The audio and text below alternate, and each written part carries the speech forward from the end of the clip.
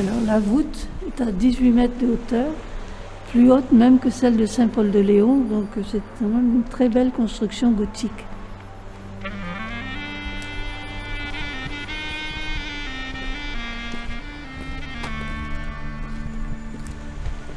Alors maintenant nous arrivons dans une partie très importante de l'abbaye, c'est ce qu'on appelait le chœur des moines. Là-bas c'était le sanctuaire plutôt, ici c'est le chœur des moines.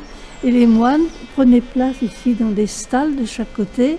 Et c'est ici que se passait l'essentiel de la vie monastique, c'est-à-dire la prière 7 fois par jour, dans ce chœur des moines qui était quasiment fermé.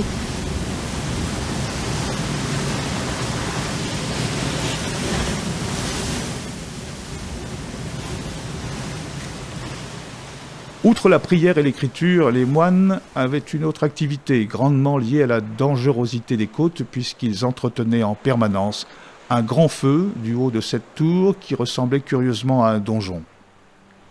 La tour servait aussi de clocher. Si vous allez voir des voitures, c'est pas ça qui est intéressant, mais vous avez là, l'ancien mur du dortoir, c'est tout ce qui reste du couvent. Et au-dessus, il y avait les fenêtres dont on voit un petit peu les traces, les fenêtres des cellules des moines qui donnaient vers la mer, vous voyez, qui étaient là. Les moines ont quitté l'abbaye au moment de la Révolution française. Au dernier moment, ils n'étaient plus que 4. L'abbaye est restée vide pendant plusieurs années. Il semblerait qu'une troupe de révolutionnaires y ait séjourné. L'abbaye fut vendue en 1796 à une personne du Conquet qui va se servir des bâtiments annexes comme d'une carrière. Elle se visite maintenant librement. L'abbaye appartient à l'État et à tout le monde, puisqu'elle est ouverte, tout le monde peut rentrer ici. Et c'est tout à fait rare, tout à fait rare. Les gens sont vraiment chez eux ici. Voici une maquette représentant l'abbaye autrefois. Néanmoins, le nom de Saint Matthieu demeure un mystère.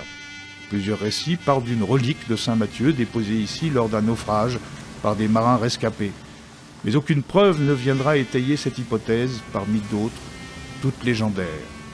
Pour que l'endroit se soit appelé Saint Matthieu, il y a peut-être eu quelque chose de vrai, dont il est difficile de dire exactement de quoi il s'agit aujourd'hui.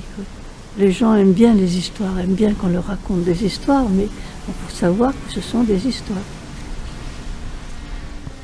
La pointe Saint Matthieu garde ses secrets.